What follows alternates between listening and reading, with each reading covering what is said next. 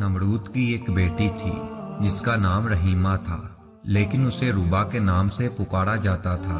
جب نمرود نے حضرت ابراہیم علیہ السلام کو بہت آگ میں پھینکا تو اس وقت وہ لڑکی اوپر محل پر سے یہ سارا منظر دیکھ رہی تھی۔ جب اس نے حضرت ابراہیم علیہ السلام کو آگ میں نماز ادا کرتے ہوئے دیکھا اور آپ علیہ السلام کے ارد گرد بہت سارے گلاب کے پودوں، پانی اور درختوں کو دیکھا جن پر پرندے چہچہا رہے تھے، وہ دل میں کہنے لگی کہ میرا باپ تو کچھ بھی نہیں ہے، قدرت، عزت اور بادشاہی تو اللہ تعالیٰ کی ہے جو ابراہیم کا رب ہے۔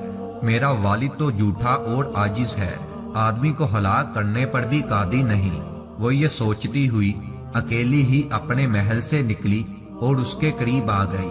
اس نے باہر سے حضرت ابراہیم علیہ السلام کو پکارا، اے ابراہیم، کیا آپ کے علاوہ بھی کوئی آپ کے رب کی بارگاہ میں اجازت پا سکتا ہے؟ آپ نے فرمایا کہ ہاں، وہ شخص جس کا دل میرے رب کے لیے خالص ہو تو آگ میں اس کا حال بھی اس طرح ہوگا جس طرح میرا حال ہے۔ اس نے کہا کہ میں چاہتی ہوں کہ تمہارے رب کے ساتھ صلح کر لوں۔ آپ علیہ السلام نے فرمایا تو پھر آگ میں داخل ہو جا۔ اس نے آگ میں داخل ہونا چاہا تو ڈر گئی۔ آپ نے فرمایا ڈرو مت۔ اسی وقت آپ کو حکم ہوا کہ اے آگ، میری بندی کی حفاظت کر۔ اس کے بعد وہ آگ میں داخل ہو گئی۔ وہ جس بھی جگہ پر پاؤں رکھتی تھی اللہ تعالیٰ کے حکم سے وہاں سے آگ ٹھنڈی ہو جاتی تھی۔ اسی طرح وہ چلتے چلتے حضرت ابراہیم علیہ السلام کے پاس پہنچ گئی اور کہنے لگی، لا الہ الا اللہ، ابراہیم خلیل اللہ، میں نے یہ ارادہ کر لیا ہے کہ میں جب تک زندہ رہوں گی آپ کے دین کو نہیں چھوڑوں گی اور اپنے ظالم سرکش والد کو بھی دعوت دوں گی، ہو سکتا ہے کہ وہ میری نصیحت مان لے۔ یہ کہہ کر وہ واپس آئی اور اپنے والد کے پاس چلی گئی جو اس وقت تخت پر بیٹھا ہوا تھا۔ اس کے لشکری اس کے ارد گرد جمع تھے، کچھ کھڑے تھے اور کچھ بیٹھے ہوئے تھے۔ وہ جا کر کھڑی ہو گئی اور کہنے لگی، اے میرے باپ، تو کب تک جھوٹے دعوے کرتا رہے گا؟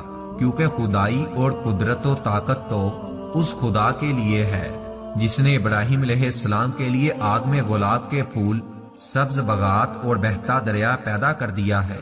بادشاہی تو اس کی ہے، تیری کیا بادشاہی ہے؟ تو ایک آدمی کو غزنید پہنچانے سے عاجز ہے اور اس پر قادر نہیں۔ ساتھ ہی اس نے کلمہ پڑھا، لا الہ الا اللہ، ابراہیم رسول اللہ۔ اس کا لعنتی باپ یہ بات سن کر غصے میں آ گیا اور اس سے کہنے لگا، اپنے دین سے پھر جا، اپنی جان پر ظلم نہ کرو، ورنہ میں تجھے ایسی سزا دوں گا کہ دنیا والے اس سے عبرت حاصل کریں گے۔ اس نے کہا کہ میں دین حق کو ہرگز نہیں چھوڑوں گی اور نہ ہی اپنے رب کی نافرمانی کروں گی، تو جو چاہے کر لے۔ اس نے یہ سن کر اپنے غلاموں کو حکم دیا کہ تو انہوں نے اس کے کپڑے اتار دیے اور اسے پیٹنا شروع کر دیا، لیکن وہ اپنے دین سے نہ پھری۔ پھر نمرود نے اس کے دونوں ہاتھ کاٹنے کا حکم دے دیا۔ اس کے غلاموں نے اس کے ہاتھ کاٹ دیے، لیکن اس اللہ کی بندی نے اف تک بھی نہ کی۔ پھر نمرود نے اسے مختلف سزائیں دی، لیکن وہ اپنے دین پر ڈٹی رہی، حتیٰ کہ اللہ تعالیٰ نے ایک فرشتے کو وحی فرمائی کہ وہ جنت میں جائے اور وہاں سے اس کے لیے اعلیٰ پوشاک لے کر اس کے پاس جائے۔ وہ فرشتہ پوشاک لے کر اس کے پاس گیا اور وہ پوشاک اس کو دیا اور ساتھ ہی اپنے نورانی پر اس کے بدن پر ملے تو اس کے تمام زخم اللہ کے حکم سے درست ہو گئے۔ اس نے وہ پوشاک پہن لی۔ پھر ایک تیز ہوا آئی اور اسے اڑا کر انجانے مقام پر لے گئی۔ اس کے بارے میں اللہ تعالیٰ بہتر جانتا ہے۔